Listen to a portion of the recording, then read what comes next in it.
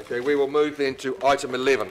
Thank you, Dani. Thank you, staff and team. All we've got is our confidential. Housing Infrastructure Fund.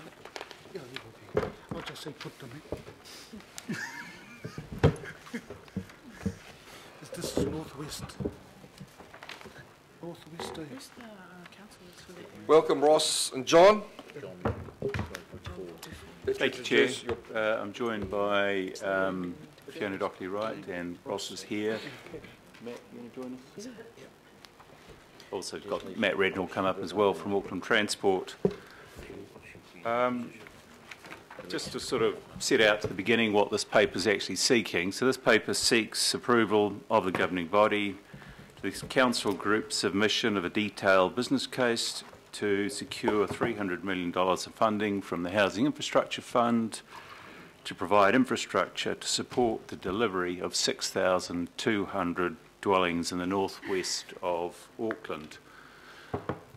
Councillors will remember that in 2016 the government proposed a $1 billion housing infrastructure fund. In 2017 they supported a bid to that fund, and then later in 2017 IMBI replied to that bid assigning $300 million worth of funding to provide housing in the northwest, subject to preparation and submission of a detailed business case.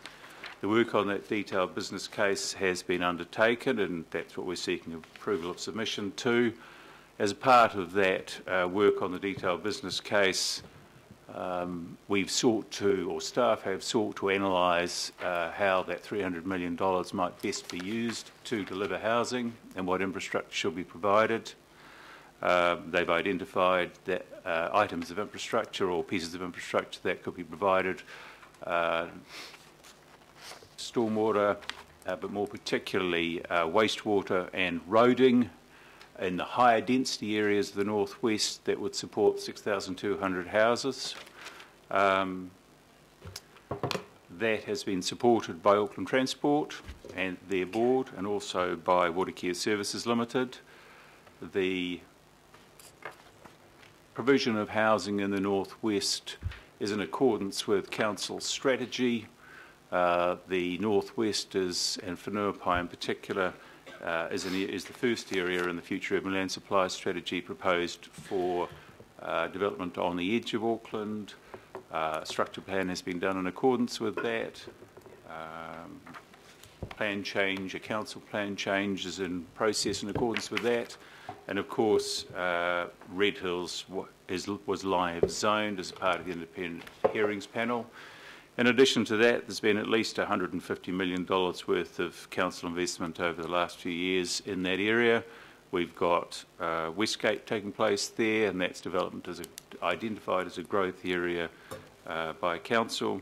We've got Hobsonville out there. We've got significant investment by the Crown and NZTA in terms of transport infrastructure, both undertaken and planned.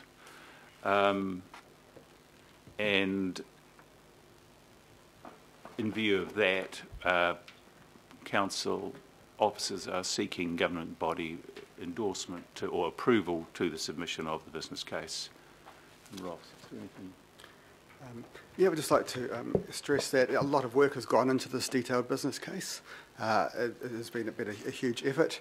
That work is focused on a wide range of things, so including reviewing the strategic assessment to make sure that this is still a sensible investment compared to everything else Council's doing and Council's objectives, looking at costs, looking at the yield we'll get in this area, and also looking at other things like risks.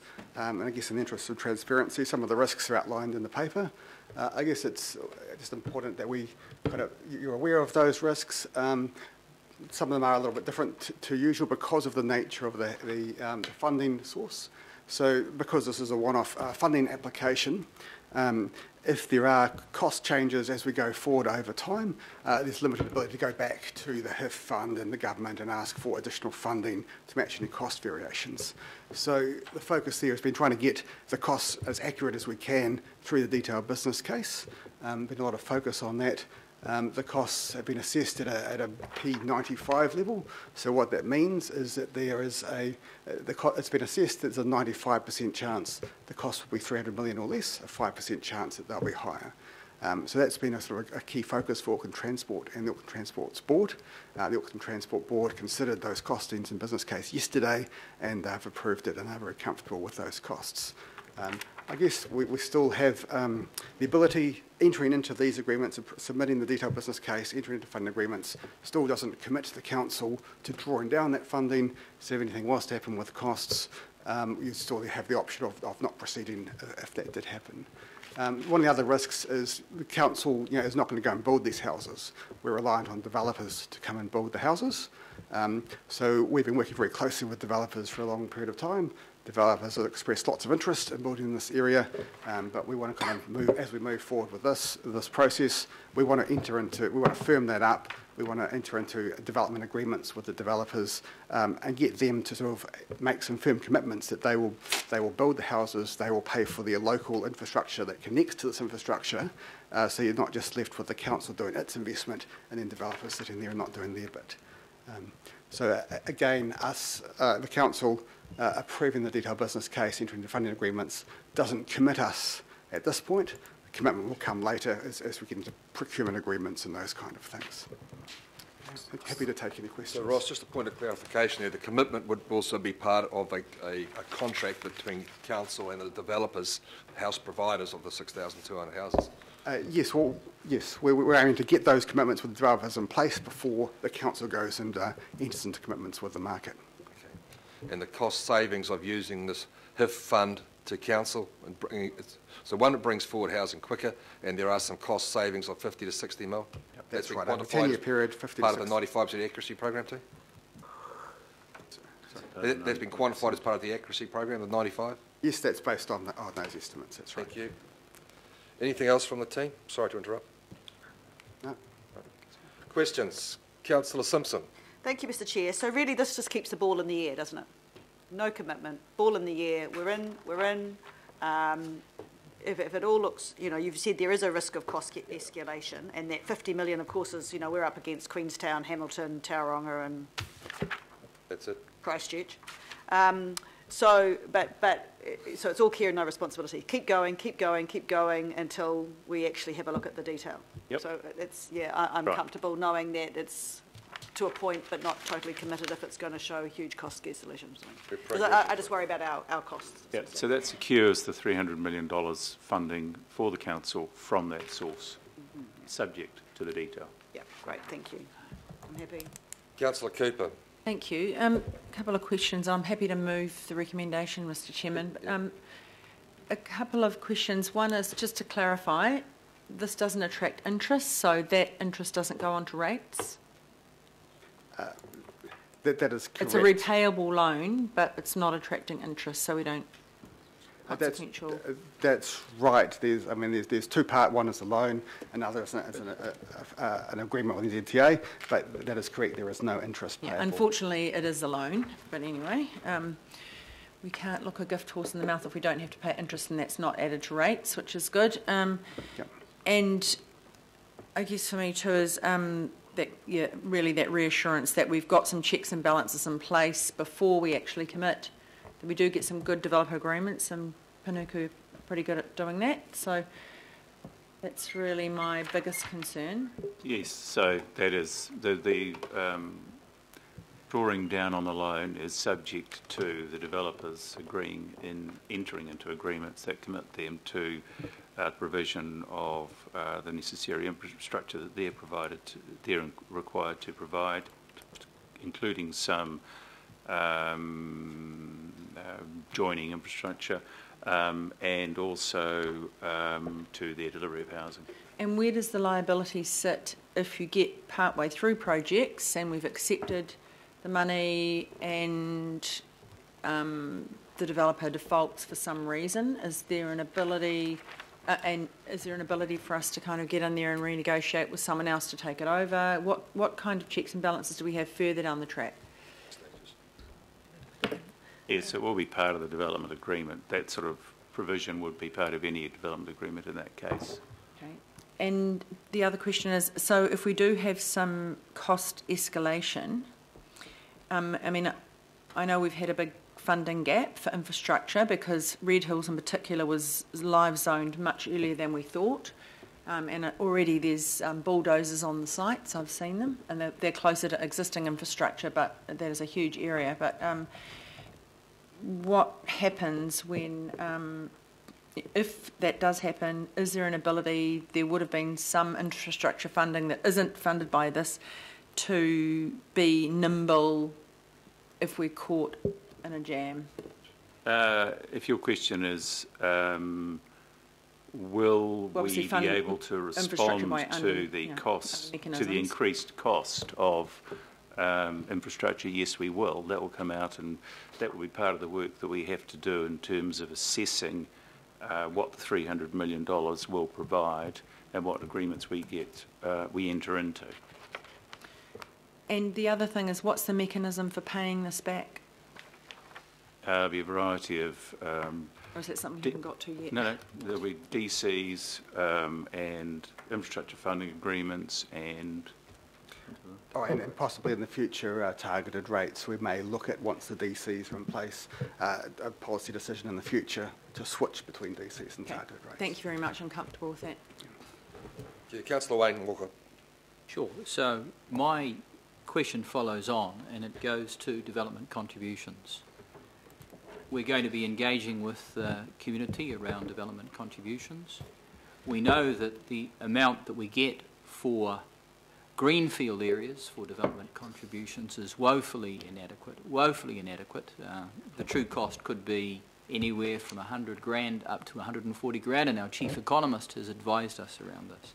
So coming to the question, is this deal going to prevent us or, to the contrary, enable us to use a very much more level of development contributions for these areas? No, this deal, presuming this business case, doesn't preclude us entering into any reviewing development contribution policy and pricing in the future. This deal really just gets that financing through from the government, and it's the council's responsibility on how it's repaid over time. So we would have flexibility to look at all those things in the future. And a follow-on question, are we going to be identifying the true cost of infrastructure for this particular area? So, yes. Yeah. Yes, so this deed of business case looks at the cost to unlock this area. There is the broader picture across the border northwest. It's going to take more time to look at those costs. It's going to take more time working with government about how those costs may be funded, and that's why we need to take more time about looking at that longer term development contribution pricing. Councillor Chris Darby. Thanks, Chair. Thanks, gentlemen. Just on paragraph 29 of your report, to fully unlock that area is to enable 13,000 dwellings, and this package enables just under half of that. What would the cost be, assuming that the business cases looked at the cost of fully unlocking? What would the cost be to fully unlock the area, and how would that be achieved? It's the combination of both. If you look at paragraph 29, is it 29? Yes. Am I looking at that? It's about 1.4 billion. It's about 1.4 billion. Sorry, I'm looking at a different version of the report. 1.4 billion. What does that equate per dwelling unit for the balance over and above 6,200? That sounds like a considerable sum that the market is very unlikely to bear. It's just bulk. Do we have the figure for bulk? It's just bulk. Brett, we don't have that calculation on us at the moment.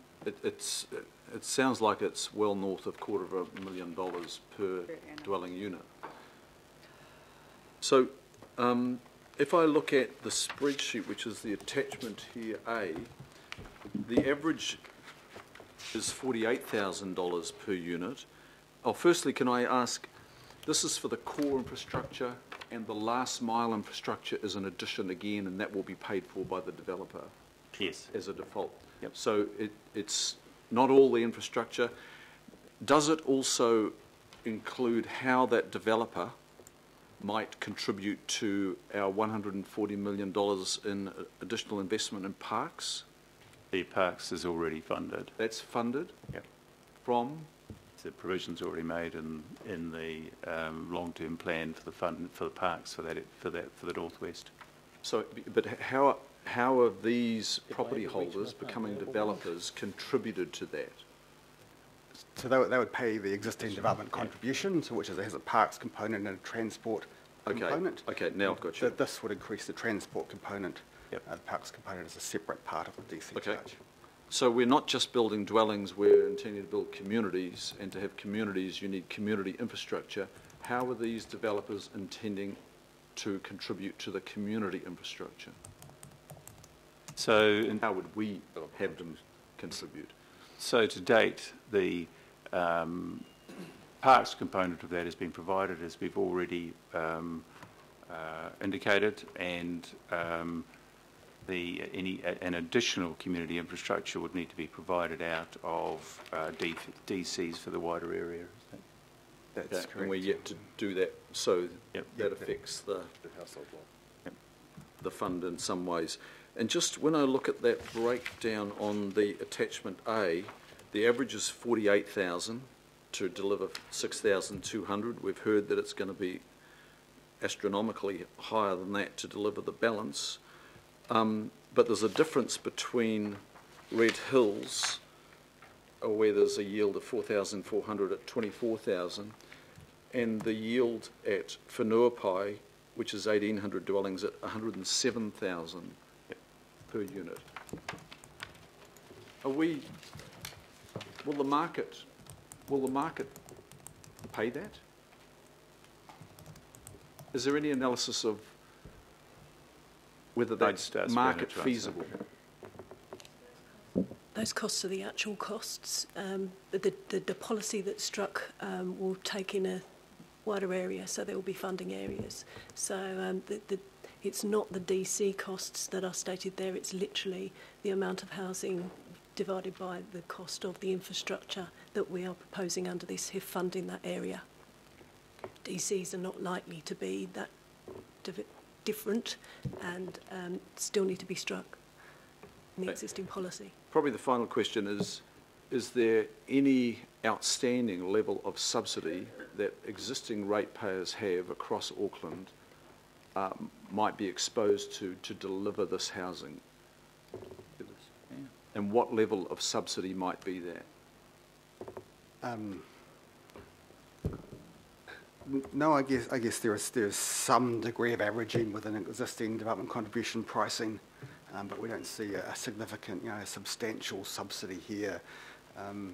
Rates are charged across the region on the same basis. So there'll be no more subsidies in any other area where we do development. Sorry, it does bring another question. You're saying that there would be no difference between the subsidy in a brownfields area compared with these greenfields areas where we're seeing an incredible cost of delivering core infrastructure. So with development contributions, we would be setting a charge that reflects the cost in this area for those components. There is also regional development contribution charges that funds big, some part of the broader regional transport program contributing to the City Rail Link and other major projects. All developments across the city pay a small charge that is averaged across the city. So there's that which applies to all developments.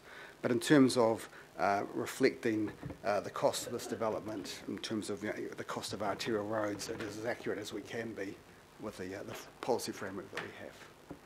Thanks, Chair. Councillor Sayers. I'm all right, thank you. Good. Councillor Hulse.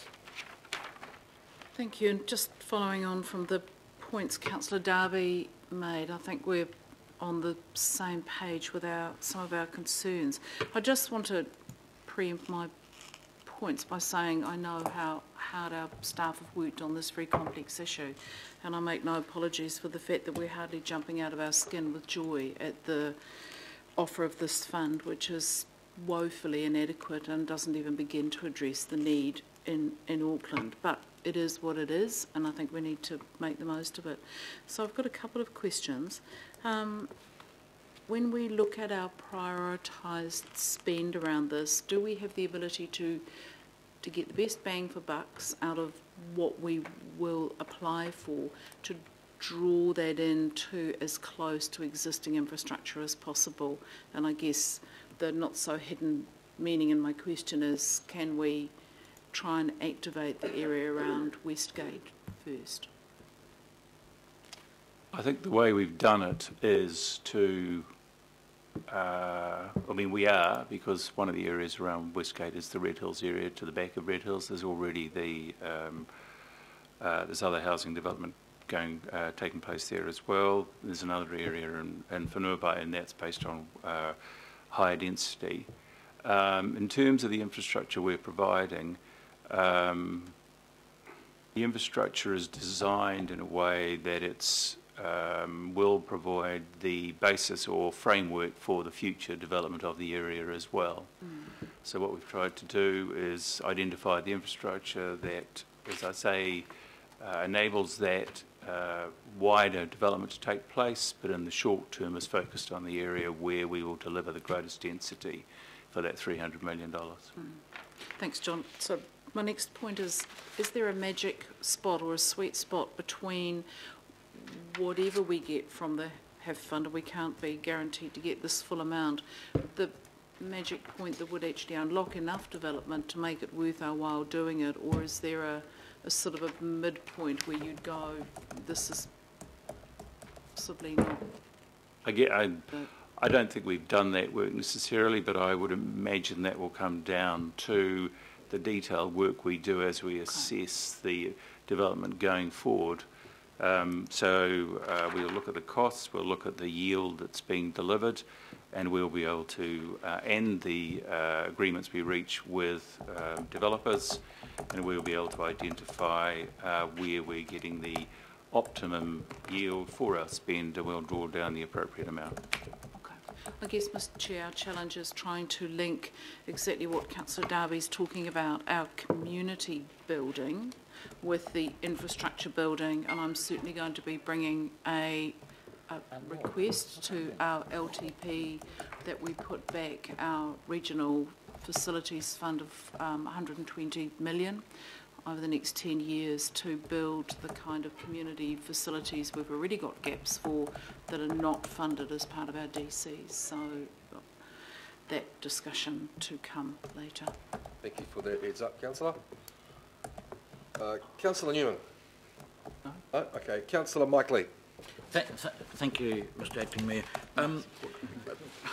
Members, I am really concerned about these recommendations because they're remarkable in the lack of detail. What we have in A is authorisation to unlock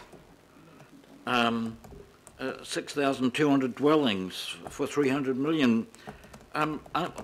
Unlock, I mean, that's not a very precise term to put into a formal resolution. That's marketing talk, that's ad agency talk, that's like a comms press release.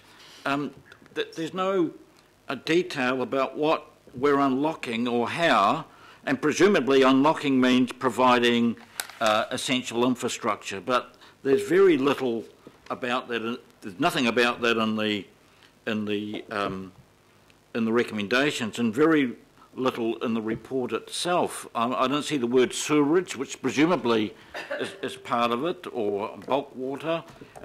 Transport is mentioned, and parks, 140 million on parks, which is apparently essential to unlock these houses. So what we're apparently doing is spending 140 million on transforming rural open space into very expensive parks, and I say very expensive. The Nature Heritage Fund, which acquires open space all over the country for national parks and reserves, that would be more than its 10-year budget. So these are extraordinary figures. The other point of concern I have is that we, in unlocking, so-called unlocking this area, we're going to be locking up the transport links, causing more congestion unless we have provision there to actually cater for it. And it's not very clear. There's a reference to NZTA, which would suggest a totally road-based approach to dealing with this, the consequences of all this unlocking, which we also learn is going to roll on. But I think in terms, the intention may be good, it may be sound, it may be logical, leaving aside the wider issue of how much growth is enough and how much can we really afford in this city, in this region. There is very little detail for the huge amount of public money we're talking about. I think it's a very poor report. Can I respond? I'd say, Councillor Lee, that this is part of an ongoing process. We're stepping through here with the team about some greenfield development. Yes, greenfields are expensive, we know that. We also know that we have a 30 to 40,000 dwelling shortage in the city, and whether it's brownfields or greenfields, we need more, and especially more brownfields, and I'm quite happy to admit that publicly all the time. This is an area that's been enabled by the unitary plan deliberations. The HIF fund was announced by the previous government as a way to bring things forward faster, and that's exactly what is proposed here by the staff. We will be amalgamating and working with and having fixed agreements with contractors about delivery and costs and so forth. Is it perfect? Probably not. Will it help on the housing front? Probably yes. And it's one of the many different streams that we're doing on. John, please correct me if I've made any wrong statements. No. Okay. So the only other thing I'd say, and I mean, you've made reference to the fact that all we're seeking is allocation to this funding. That there will be a detailed process that goes through. The decisions around that will be delegated. We've said that Watercare and the AT board have approved this already, and they have been over the details. Some of the one of the constraints we have here in terms of details is the fact that there's an appeal in place in a part of the area which has limited our ability to provide information on a public forum as well. And that's anymore. Thanks, John. Councillor Hills. Yes, thank you. So this was from the previous government, and they, with the HIF fund applications, they didn't support the brownfield areas we put forward and chose this. Does this fit with the new government? Are they supportive of this direction? Are they keeping this direction? And the other thing is the other question is around rapid transport or links. So we know that's a huge issue, and no rapid transport was built with the motorway upgrade. What are we doing or planning to make sure that these people aren't left out on the outskirts again and having to drive to work? So I can't speak for the Crown in terms of what their proposals are for Auckland as a whole, but all I can confirm is that as part of the Housing Infrastructure Fund process, the Crown has confirmed that this is an area of which they want to make $300 million worth of funding available. In terms of mass transit, that forms a part, my understanding is that forms a part of the ATAP2 discussions, and those have been mentioned here previously, and there are proposals for a mass transit to the northwest, but how those eventuate will be determined through the ATAP process.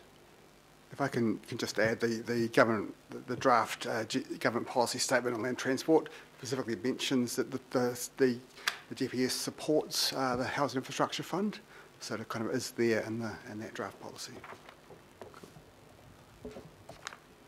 Thank you. Thanks. Question, Councillor Newman. No comment. We're finished with questions. Question, Councillor Lee. Yeah, the question is, there's a reference to mass transit, which means light rail, and the costs seem to be at least around at least $2 billion. That's fine. I don't know when that will happen. However, we already have a rail network there, a rail connection there, and for reasons of palace politics, Auckland Transport cancelled the original arrangements to extend conventional services or diesel services to Huapai. Is there any hope for long-suffering residents in the northwest that this process unlocking will actually unlock their rail line so that they can use the existing station, the existing tracks, the existing rolling stock to have a decent public transport service, which is not congesting the very badly congested roads? Any hope there? Yes, Mr. Chair. I understand that this item was raised at the Planning Committee last month, and the Chair of the Planning Committee has asked for Auckland Transport to come back at a later month with an update on the issues that were raised regarding that rail study. Details. That should all be part of this, shouldn't it? It's kind of a wish and a prayer. So I think, Councillor, we are walking through this process here, and as we start to narrow down and get a more detailed business cases, the contracts with the potential builders, all this information from Auckland Transport, from Watercare, from our parks people, will all be part of it. At the moment, this is just a continuation of the process. Any other questions? I do have one question. Third time lucky. Thank you. Or say no. My question with respect to the capital infrastructure enabled at Red Hills, within the wider Red Hills precinct, that's all been live zoned. So my concern is whether this infrastructure that is being enabled through this HIF funding to deliver the high density and medium density residential area which you've colour coded in your map, is there a risk here that the developer may look to the latent capacity that this infrastructure provides for to actually start with the area that's been live zoned beyond what's colour coded? The concern that I have really is that you really want to tie this infrastructure back to deliver this, which is the high density stuff, hopefully maybe some affordable housing in that area, I don't know, but I don't want the developer to say, oh well look, we've got all this capacity, but actually what we'd like to do is start with the market attractive stuff, the bigger stuff which is just outside of this colour coded area but which is quite profitable. I just don't want to have the developer gain the process. So that would be so what we've identified, as we've said, is the infrastructure that would deliver the best yield. But in terms of ensuring that and providing the funding, that would be subject to a development agreement with the developers. So in order to be able to utilise the funding and get the infrastructure that is desired in there, the developers would be required to enter an agreement whereby they agree to deliver the identified housing and the necessary infrastructure that they're required to provide as part of the package. So this is specifically tied to as part of a development agreement to provide within this zoned area, notwithstanding the fact that the area there will be a development agreement requires them in order for that infrastructure to be provided in accordance with the terms of this proposal. They will be provided the interim development agreement that links their development and the amount of development they provide and their supporting funding of that development to this infrastructure. Okay, well, I mean, look, the reason why I asked that is actually because of what Linda Cooper raised, because this area has been live zoned, a big live zoned area that wasn't necessarily anticipated to be live zoned initially, and so the actual footprint of what can be done in Red Hills is bigger than this. It's much bigger than this. We're aware of that. Yeah. So what we've done is we've provided something there that, as I've said, supports that high density stuff, but also enables that wider stuff to be developed in due course. But the infrastructure funding agreements will ensure that the housing that is provided, that is intended to be provided, needs to be provided as part of that package. Okay, that's fine. Councillor Cooper, question? Well, I'm just wondering if anyone's willing to second it so we can I actually go for the debate debate. it. I'm going to call for a seconder. Councillor Darby had. Councillor Darby seconded. No, So I don't know whether there's any more. Well, that's up to me to decide. So I'm just saying there's no other questions, and now the debate is open. So we have Councillor Darby.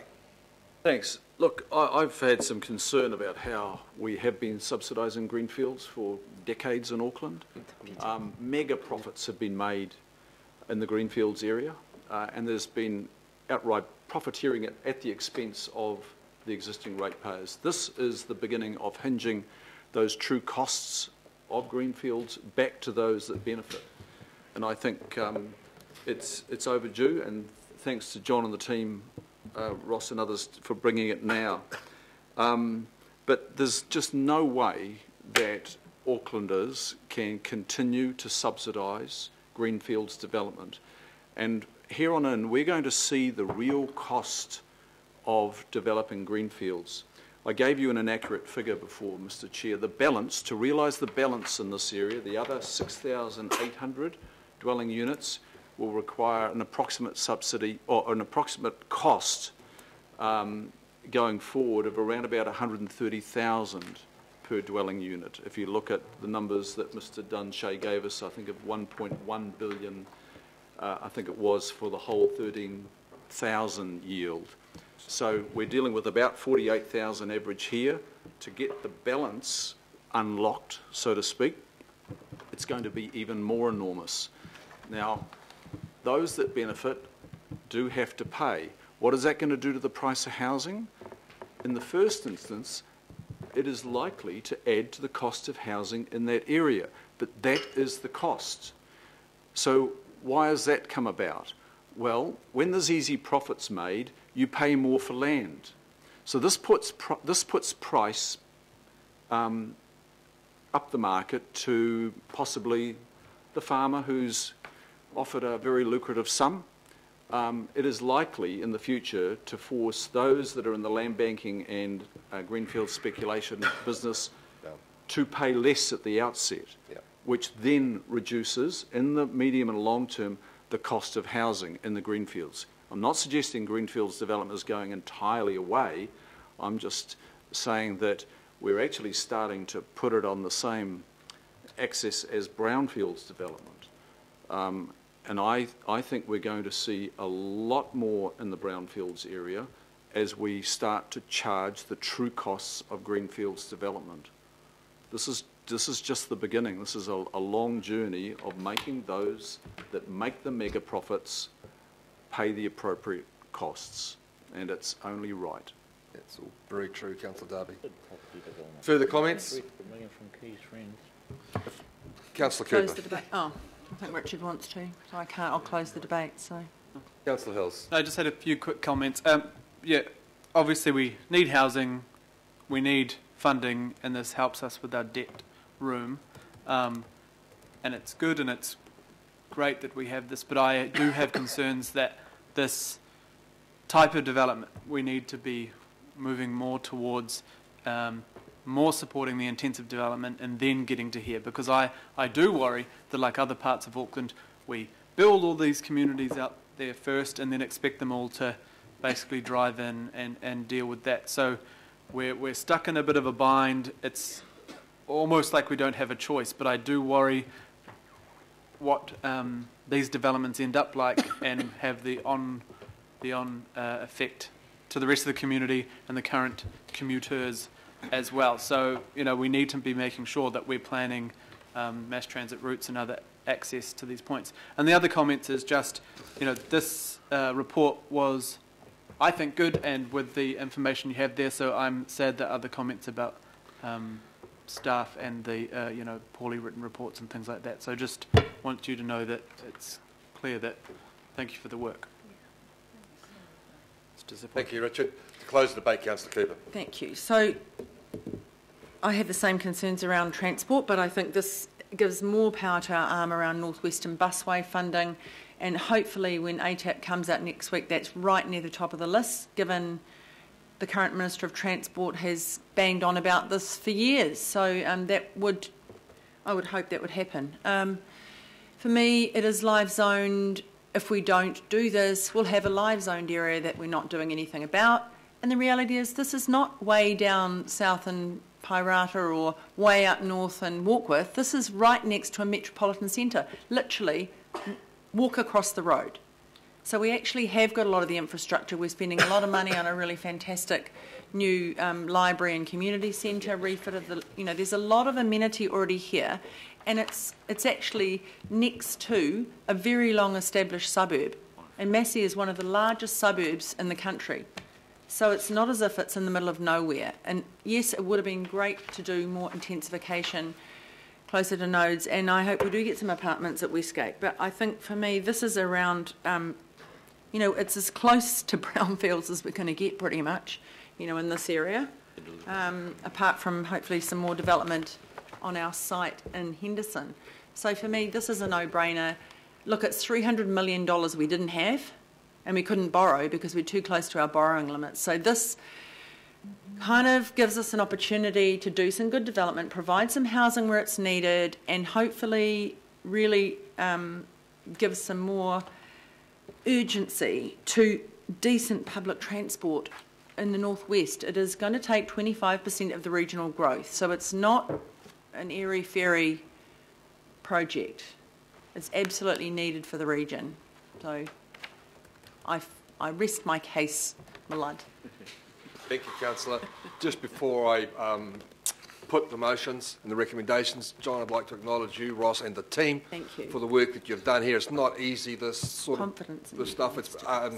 It's complex and it's very easy for it to get wobbly, but you've landed, you've taken some time, and thank you for the work that you've done here. This is 6,200 dwellings we might not otherwise have in the future. So you've seen the recommendation, councillors. They are on the screen in front of you. It's been moved and seconded. All those in favour, please say aye. Aye. Aye. Contrary? It's carried. Thank you very much. Thank you. We will now adjourn for lunch until 1:30. Is that enough time? 3 o'clock. Thank you.